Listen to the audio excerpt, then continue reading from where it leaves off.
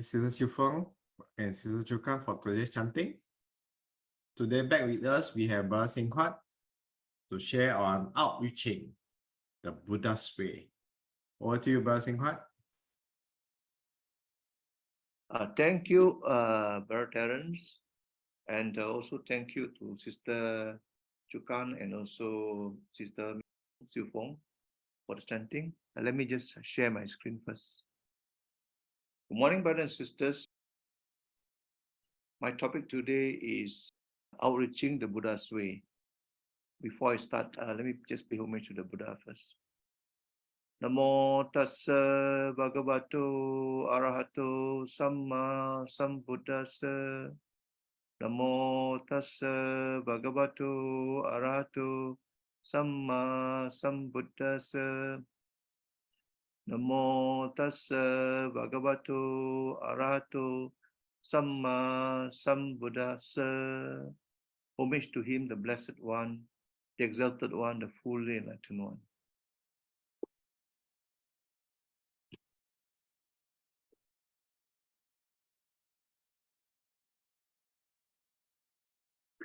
Okay, my topic today is outreaching the Buddha's way. I think this morning when we started the chanting, we actually did this chanting called the Buddha Vandana, where we reflect on the 9 qualities of the Buddha. So there are 9 qualities here that's mentioned. One here is that the Buddha is an Arahant. Basically, he is an enlightened being. And Buddha is also the Sama Sambuddho. Basically means to say that he is different from the Pachika Buddha in the sense that he actually discovered truth. He has no teachers, and he actually set up the Buddha Sasana. All right. And the third quality here is Vichacharana Sampano. All right. So basically, the Buddha is not only somebody who has got a lot of knowledge, but he also practices. So he is actually a perfect model. All right, the Buddha, later on you'll see an example that the Buddha does not only preach, but he also show a lot of compassion in the way he outreach to others. Number 4 qualities here is Sugato. He's a great speaker. So one of the professors in Harvard University mentioned that there are 64 qualities of the Buddha as a great speaker, but we are not going to dwell into that. And of course, number 5 quality here is Lokavidu. He's a knower of the world. He knows the world systems. We shall not go into that as well, but it's just to recap the qualities. And Anuttaro Purisa Dhamma Sarati basically means to say that Buddha is someone who has got the ability to bring someone who is from wayward to the noble path. So a good example here is that how he actually saved Angulimala from being reborn into the IVG hell. All right. And number 7 here, Satta Deva Manusanam. He is incomparable of teachers of gods and men. This is the topic that we're going to talk today. Number 7, right? 7 quality. And of course, number 8, he himself is a Buddha. He actually discovered the 4 noble truth and the 8-fold path. And number 9, Bhagava, he's basically gifted with special abilities. All right. So let's go into the Buddha's influencing, incomparable teachers of God and men. So I just tried to give you an example of his ability to be the teachers of gods and men. Basically, here it means to say that the Buddha understands not only the problems of men, but also the problems of the deities. So if you look at this particular sutta here, where he talks about he taught the Koreans. When the Korean asked the Buddha to teach them the Dhamma for happiness and well-being in this life as well as future life. I think I recall I've actually did talk on this as well before, but just a quick recap here. He taught the Korean not about the Dhamma. He didn't teach the Korean about listening to him, but he said that for one to be able to live happily and well-being in this lifetime as a lay person, one must be skillful in one's professions. And once is skillful in profession, naturally, one will gain wealth. And one gain wealth, one must be vigilant. Vigilant in the sense that the wealth can be taken away. So we must try to ensure that while we are good at our job and we are good to accumulate wealth, but we must always be also vigilant in what you call it, in the way we keep our wealth, to make sure that the wealth is not stolen. And of course, the third one here, he also taught about friendship. All right, he said that having the right association is very, very important. Having good kalyan mentors is very important. Very often than not, friends have great influence in the way we live our life besides our own family.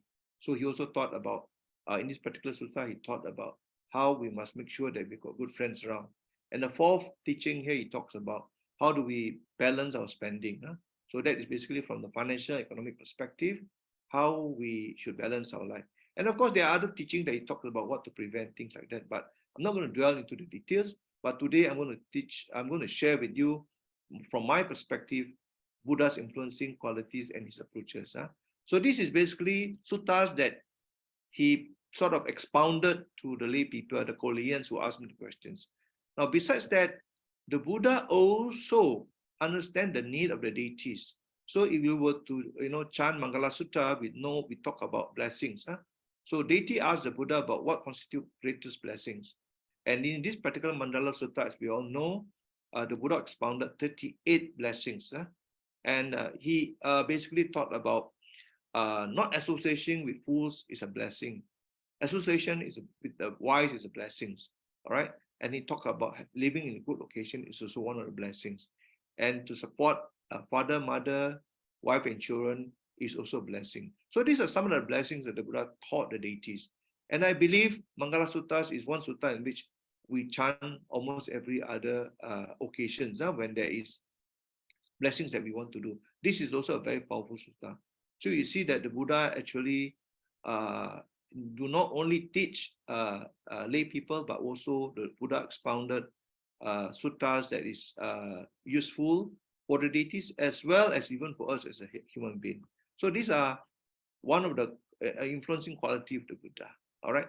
Now, the reason why I wanted to emphasize on the Buddha influencing quality here is very often than not. In fact, yesterday in one of our cell group meeting, someone raised this topic about Buddhism. They say that Buddhism is a very morbid religion, but I beg to differ, because we have to understand the Buddha and how he actually help others, outreach to others. Then you find that the Buddha and his teaching is a very compassionate way of helping others, outreaching others. So let's look at the Buddha's way directing with compassion. Now, as we all know, upon enlightenment, in the first Vasa, the Buddha invited all the 60 Arahants, and together he said this. He said, "Go forth, O monk, for the welfare of many, for the happiness of many, out of compassion for the world, for the good benefits and happiness of gods and men." So, and he also further mentioned, "Let's not two of you travel together on the same road. Teach the Dhamma that is full of virtuous quality in the beginning, in the middle, and in the end." Okay, so he actually gave directions to the 60 Aran to spread the Dhamma. He knows that there are people in the world that has a little dust in their eyes, and they're able to understand and eventually realize the Buddha's teaching. Now, the point I'm trying to say here is, after giving instructions to the 60 Aran, what did Lord Buddha do? Does it mean that, after he's given the 60 Arahant, he said, "Okay, I can now rest"? All right? No. The Buddha himself said, "I will proceed from Isipatana Migadaya to Uru Valley Forest of Sena Nigama to convert the Hamid brothers of 1,000 ascetics." Now, you must understand that during that period, the distance between Isipatana Migadaya to Uru Valley is close to about 200 over kilometers. So imagine if he does not sit down, right? He actually lead by example, in the sense that after he's given instruction to the 60 Aran, he himself, all right, went down to Uru Valley Forest, and he taught the Dhamma to the first 30 princely brothers called Bhagavagi. After listening to Dhamma preached by the Buddha, all of them attained various stages of sainthood, and they eventually become disciples of the Buddha. So this is one example in which you can see that even though the Buddha is an enlightened being, he's a leader, but he does not only direct, he actually play his role in doing his part to spread the Dhamma. All right. So this is one example in which the Buddha actually direct with compassion. He does not only give directions, but he also lead the way. All right. Now the second example here is by way of role modeling. Now I'm sure many of you, could have read about this monk with dysentery. Dysentery is basically a kind of a disease of the digestive systems in which the monk has no the person who suffers from this disease may not have control over the bowel, and therefore it's like you're having continuous diarrhea. So in this particular case, 𝐃𝐡𝐚𝐦𝐚, the monk is an old monk. He was very ill, so he was swallowed with urine and excrement, and no one tended to him. So Buddha happened to find out, about his situation, and of course the Buddha asked the others and the monk, "Why didn't you all help him?" And their response was that, "Oh, he has never helped us in any other way, and therefore why should we help him?" All right. So of course, in that condition, anyone who lives in that condition, is going through deep suffering, deep suffering. So what did the Buddha do? The Buddha could have directed the other monk to say, "Look, fellow Sangha, can some of you go and help the monk and clean him up?" All right. The Buddha didn't do it. The Buddha wanted to show to the rest. The Buddha and Venerable Ananda tended to the sick monk. He actually cleaned the sick monk, right? All right, until the sick monk was more comfortable. All right. So of course the Buddha during that period also told the Sangha members to say, "Look, Sangha members, we don't have families to take care of us. So fellow Sanghas are our family, and therefore if anyone falls sick, someone from the Sangha community itself should come and help." All right. So he actually was trying to show them, this is the way you should treat your fellow Sanghas. All right. So if you don't help the sick monk, later on one day if you were to fall sick, who's going to tend to you? All right. So I think what he's trying to to teach the Sangha at the point in time here is that to show them that this is the way it should be done. Of course, in this particular story, there are a lot more. He talks about nurse. He talks about what the nurse should be, what a good nurse should be, and what fellow students should behave and things like that. But we shall not dwell into it. What I'm trying to show here is that the Buddha's way in our teaching here is he actually role model, right, for others to see. Now, arising from this, this incident, all right, the Buddha taught this famous teaching. He said, "Those who serve the sick serve me." So in a way, today this is still applicable, right? So every time when we serve, whether it is Sangha members or whether it is our own loved ones, we must always remember this is what the Buddha taught us. So of course, when he said this with a lot of compassion. Okay, and of course, to me, if you were to serve anyone that is not well, we should always serve with compassion and loving kindness. All right. So this is the second way in which the Buddha taught us role modeling. Now, the third way here is, of course, he has got extraordinary abilities. If we know Bhagava, when we chanted Bhagavati, Bhagava basically means to say that he got special abilities. So that brings to mind this particular story about Queen of Bimbisara, 𝐾𝐡𝐚𝐦𝐸. 𝐾𝐡𝐚𝐦𝐸, before she became the first chief bhikkhunis, she herself was a very pretty lady, very pretty lady. But no, she's very self-centered. She was self-centered, self-conscious about her beauty. We call it narcissistic. Somebody who is so obsessed with their own personal beauty. All right. So to her, there's nobody else who is more beautiful than her. And of course, at the same time, we all know that King Bimbisara was a faithful followers of the Buddha.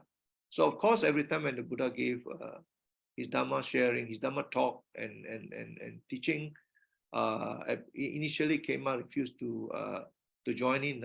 She just take a peep. And of course, the Buddha with his visionary eyes is able to see that 𝐾𝐡𝐚𝐸 at some point in time have reached the ability to understand what is impermanent. And what did the Buddha did? He used his ability to create an image of a woman more attractive than her. All right. And then in front of her, of course, she was astonished to say that there is happened to be another lady which is more prettier than her. So in front of Kema, the Buddha made the image grow older and older until it became decayed. Right. So by this incidents, Kema immediately understood, okay, the law of impermanence. All right. And of course, at that point in time, while she is self-centered and self-conscious, she has got certain spiritual ability already, qualities. So it's a matter of what do you call it? Pressing the right button. So in this case, what the Buddha had done here, the Buddha pressed the right button, and once she realized the impermanence of the beautiful body, she attained Arahantship. And of course, we all know subsequently she became the first chief bhikkhunis of the Buddha. All right. So this is the third way, okay, extraordinary ability. Now, of course, for us, we are not Buddha, but in our own ways, if we can help others to realize the Dhamma in our own ways, to me, that is also an extraordinary ability, coming from an ordinary person. Okay. Now that's the third way in which the Buddha outreach to those who are ready to accept his teaching. And of course, the fourth way, all right, coaching and counseling. We all know about 𝐃𝐡𝐚𝐦𝐻 𝐒𝐡𝐚𝐫𝐢𝐧𝐠. Anyway, I will just quickly share with you what it means. What is this story all about? We all know 𝐃𝐡𝐚𝐻 𝐒𝐡𝐚𝐫𝐢𝐧𝐠 very much wanted a child after marriage, all right? And after so much troubles that she went through, eventually, she was so-called gifted with son, all right? And of course, nobody can imagine the joy she has, having a young baby son. But unfortunately, during that period of time, disease came in and the son became a victim, and eventually he passed away. All right, he passed away. And what happened? Of course, she was going around from places to places asking for help, okay, to revive her so-called dead son. And nobody could help until she went to meet this old man. And the woman said, why don't you go and see the Buddha? Maybe he can help you. All right, maybe he can help you. Of course, she went searching, and eventually she found Buddha. All right. So of course, we all know that the Buddha then helped her to understand the painful truth of losing a loved one. Now, what did the Buddha ask Gautami to do? The Buddha asked a very simple thing. Ask her to get some mustard seed from a home where death has never occurred. 2,600 years ago, family shares their home, generation to generation. And so we know that at that point in time, unlike now is a different story. And now you can probably get a mustard seed from a home because nowadays young people without kids have a new home. But those days, no. So if we were to reflect back 2,006 years ago, whenever she go into a house and ask for mustard seed, everyone will have mustard seed. Now, because mustard seed is a very common seed that's available from home. However, the next question here is, it must be from a home where death has never occurred. And that is not possible. As you know, whenever there's birth, there's always death. So by doing this, she went from house to house, asking for the mustard seed where death has not occurred. Now, after a period of time, she realized that, you can't help it. Whenever there's birth, there's death. And of course, eventually, she soon realized that, it's a futile effort for us to revive her dead son because, there's no way anyone can bring back the son to life. And of course, eventually, she realized the truth. So this is the way in which the Buddha, teach Dhamma to the people, in the way she outreach the people. So he looks at the very situation and asks the right question. And without answering the question, the person who will ask the question is able to realize and find out the answers. All right. So this is a wonderful part about how the Buddha have actually handled the 𝐃𝐡𝐚𝐦𝐦𝐚 way. Now, situation number 5 here is the reasoning and questioning techniques. So during the time, Rohini River dispute is a very big dispute. Now, Rohini River flows from Nepal down to the northern part of India, Uttar Pradesh. So that particular river is a great source of water, right? And that source of water is shared between two clans, the Sakya clans and the Kolian clans. Okay, Sakyas are Buddha's paternal, clans, and the Kolians is maternal clans. So during that period, there was a drought season, and at the same time, the crops between the two clans were ripening. And of course, when there's not enough water, people start thinking that that water should belong to me, so that I can I can make sure that I have enough water for the crops, so that I can get a good harvest. So both sides were having the same thinking, and both sides doesn't want to give in. So they all have this dispute to say who should get the water, and and both actually about to prepare for war. They're all preparing to fight and kill each other over water, and the Buddha came to know about it. All right. So how did the Buddha, handle this situation? So of course the Buddha then asked the king, how much water is it worth? All right, compared to life. Of course the king answered very little. Of course, answered the king.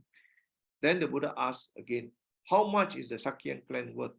Beyond price, answered the king. The Buddha then reasoned why for so little water you want to destroy the race that is beyond price. All right. So you see, in this particular Rohini river water dispute, the Buddha has taken a different approach to handling these situations, okay, by reasoning and questioning techniques. So you see the kind of wisdom that the Buddha has in addressing issues, different issues, different techniques. So, just now in the earlier case, we talk about how the Buddha asked 𝐃𝐡𝐚𝐦𝐴 to get mustard seed from somebody who has from a home where no death has occurred. In this particular situation, the Buddha asked the question about how much is the water worth. Actually, behind the scene here, it was all about the mental states. It all started with two groups of people who thought that the other group is taking too much water, and that's why all these things happens. All right. So arising from this Rohini river water disputes, all right, the Buddha came up with this particular Dhammapada verse. Indeed, we live happily, not hating anyone among those who hate. Among men who hate, we live without hate. So the water, the Rohini water, is actually a water source that can be shared between two clans. If only they can, share the water together, then such dispute will not happen. So this is the fifth way in which the Buddha reasons and questions techniques. Okay. Now, the next one here is Buddha also uses parables and similes. All right. As we all know that the famous Dhammapada verse 182, rare is the birth of a human being. Hard is the life of a mortal. Hard is the opportunity to listen to the Dhamma, and rare is the appearance of the Buddha. So let's look at the first verse, which is rare is the birth of a human being. I think we're very often, they're not taken for granted that it is easy, all right, to be born as a human being. All right. But in reality, as we all know it, that it takes more than you must be the champion out of the 300 sperms that swims to go to the egg, right? So of the 300 million sperms that goes into the egg, if you are born as a human being, you are champion of the 300 million people, 300 million sperm. So that's how rare it is. So of course, sometimes people cannot imagine how difficult it is. So the Buddha used a parable. Now again here in this particular Bala Pandita Sutta in the Majjhima Nikaya 129, there was this story about, well, the Buddha was trying to give this simile to say that how rare it is to be born as a human being. he says that there is a semi-blind turtle that only surfaces once every 100 years. So imagine a turtle was this is semi-blind turtle. Every 100 years it will surface. Now, and at the same time, you see there's this wooden yoke. Wooden yoke is like a wheel, but there's a small hole in between, right? So the wooden yoke will be floating, in the sea, all right, floating in the seas. And this particular blind turtle, as he surfaces every 100 years, when he surfaces, his head will go direct through the hole of the wooden yoke. So that is how rare and how difficult it is for semi-blind turtle to go up every 100 years and its head goes straight to the hole of a wooden yoke. You need to calculate by probability, it is very, very, very rare. All right.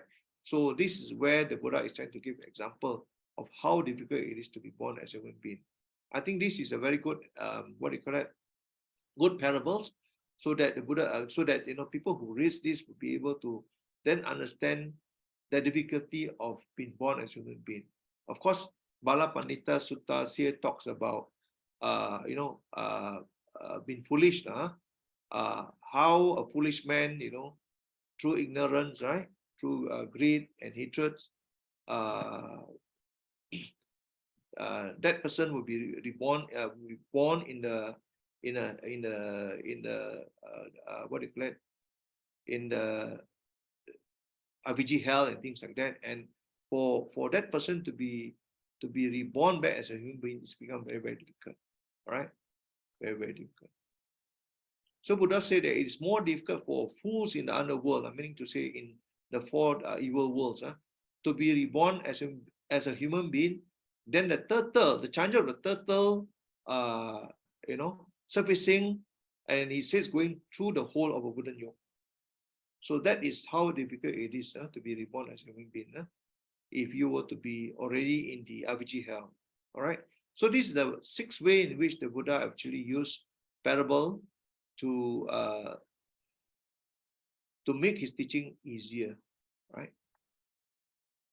Now, in summary, the Buddha is a visionary Dhammadutta.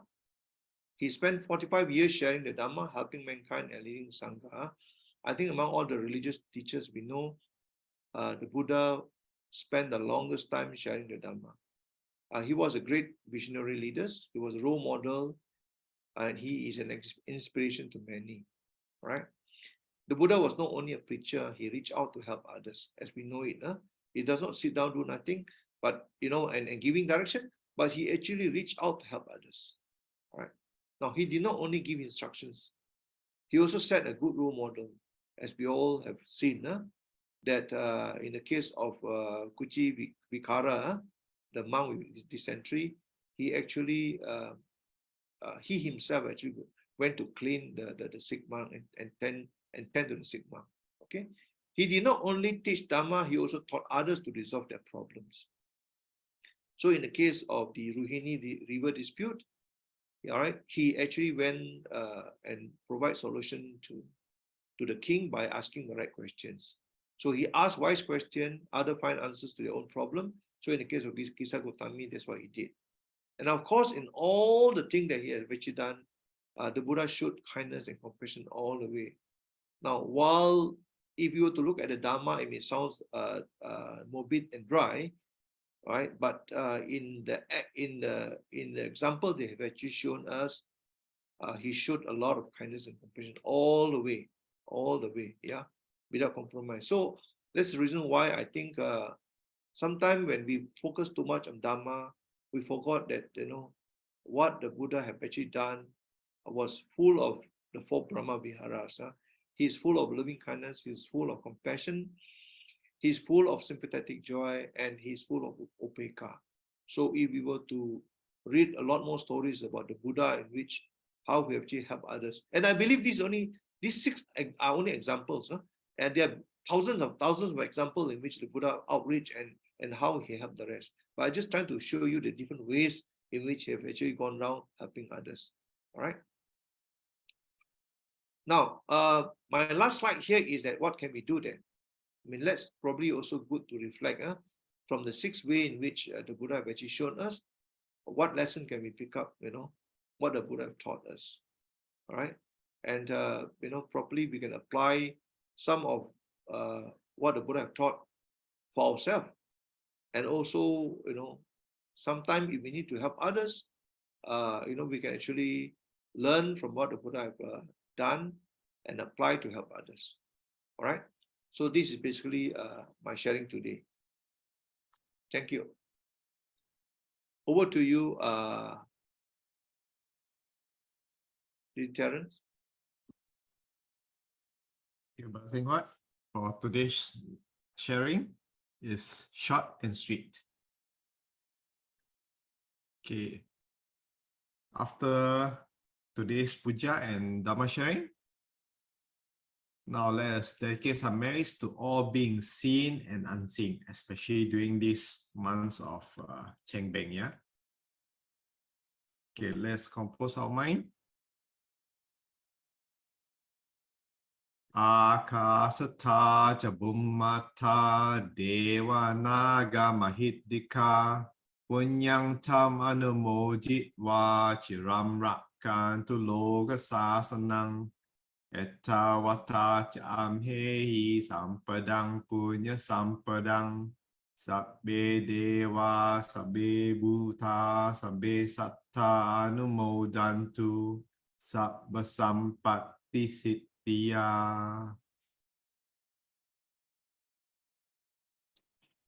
Idang me nyati nang hotu sukita hontu nyatayo Idang me nyati nang hotu sukita hontu nyatayo Idang me nyati nang hotu sukita hontu nyatayo.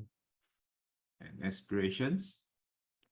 Imina punya kamena mame bala samagamo satang samagamo hotu yavani bana patiya. Sadhu, sadhu, sadhu. Thank you everyone for watching. For other videos, please visit the links below.